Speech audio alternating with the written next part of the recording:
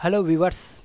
English grammar के part 6 में हम लोग जानेंगे आर्टिकल, ये कितने टाइप्स होते हैं और इसका सेंटेंस में क्या यूज़ है ये देखते हैं।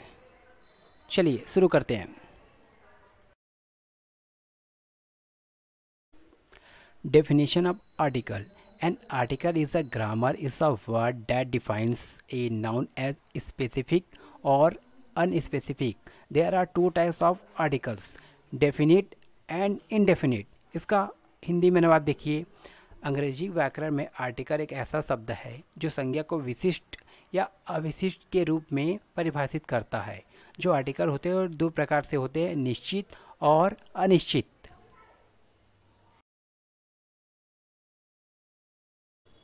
Definition of definite article. The definite article "the" is used before a specific noun that is already known to the reader or listener. Example: I saw the movie last night. इसका हिंदी में अनुवाद देखिए। निश्चित लेख। ये निश्चित लेख "द" का प्रयोग एक विशिष्ट संज्ञा से पहले किया जाता है जो पाठक या श्रोता को पहले से ही ज्ञात है। उदाहरण: मैंने कल रात फिल्म देखी।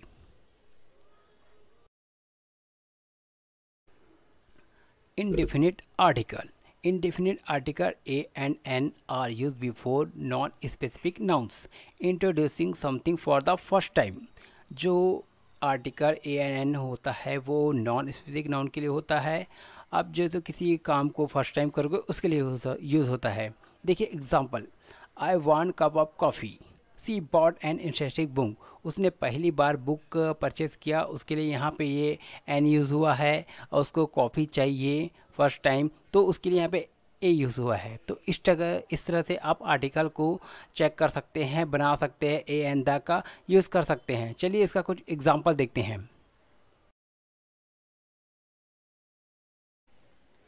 Example of definite article the. यहाँ पर द का कुछ एग्जाम्पल है, चलिए उसको समझते हैं। I visited the museum yesterday. मैंने कल संग्रहालय का दौरा किया। देखिए यहाँ पे जो म्यूज़ियम है वो स्पेसिफिक नाउन है और हमने इस काम को पहले से कर चुका है, इसलिए यहाँ पे द का यूज़ हुआ है। ठीक है, नेक्स्ट एग्जांपल देखिए। We saw the sunrise at the beach. इसका हिंदी अनुवाद देखिए। हमने समुद्र तट का सूर्योदय देखा। हम इसको पहले से देख चुके हैं और जो सनराइज है वो स्पेसिफिक नाउन है, इसलिए यहाँ पे द का यूज़ हुआ है। अब देखिए थर्ड एग्जांपल देखिए। Please pass me the salt. कृपया मुझे नमक दे। तो यहाँ पे द सॉल्ट क्यों लिखा है? क्योंकि जो सॉल्ट है वो स्पेसिफिक नाउन है, इसलिए यहाँ पे द का यूज़ हुआ है। चलिए नेक्स्ट एग्जांपल देखते हैं।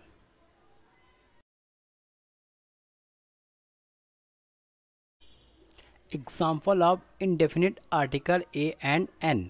चलिए यहाँ पे कुछ इंडेफिनिट आर्टिकल का एग्जाम्पल उसको समझते हैं। I want a new phone. मुझे एक नया फ़ोन चाहिए।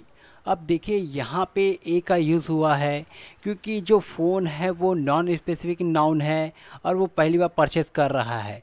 अब यहाँ पे बोलोगे कि आप ए की जगह एन क्यों यूज़ नहीं हुआ है, तो उसके लिए आपको कॉन्सोनेंट और वोवेल साउंड के बारे में जानना होगा।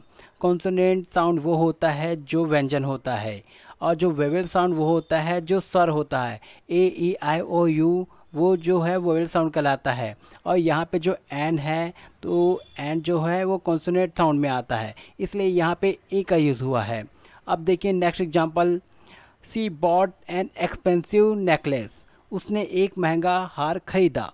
अब देखिए यहाँ पे जो नेकलेस है वो नॉन स्पेसिफिक नाउन है, कोई वो स्पेसिफिक नाउन नहीं है, विशिष्ट संज्ञा नहीं है, इसलिए यहाँ पे ए एन का यूज़ हुआ है। ठीक है, और पहली बात कि उसने पहली बार ख़रीदा है और यहाँ पे एन इसलिए यूज़ हुआ है क्योंकि जो एक्सपेंसिव है वो ए ई आई ओ यू वोवेल साउंड में आता है, इसलिए यहाँ पे एन का यूज़ हुआ है। ठीक है, नेक्स्ट एग्जांपल देखिए।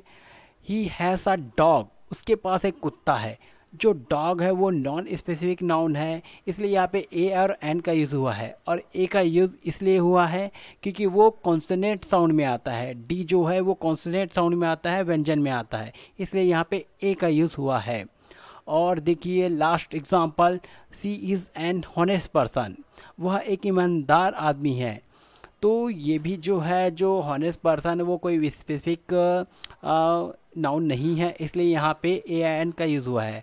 और एन का यूज़ इसलिए हुआ है यहाँ पे क्योंकि जो एच जो है वो एच ए से होता है, वो ए ई आई ओ वोवेल में आता है, इसलिए यहाँ पे एन का यूज़ हुआ है यूज़। तो फ्रेंड आई होप ये वीडियो आपको अच्छा लगा होगा। तो इसको और रीड कीजिए अच्छे से और अच्छे से पढ़ाई कीजिए और मेरे चैनल को लाइक सब्सक्राइब कीजिए ताकि मैं आपके लिए अच्छे नए नए वीडियो लाता रहूं और आप ग्रामर सीख सकें। मिलते हैं नेक्स्ट वीडियो में।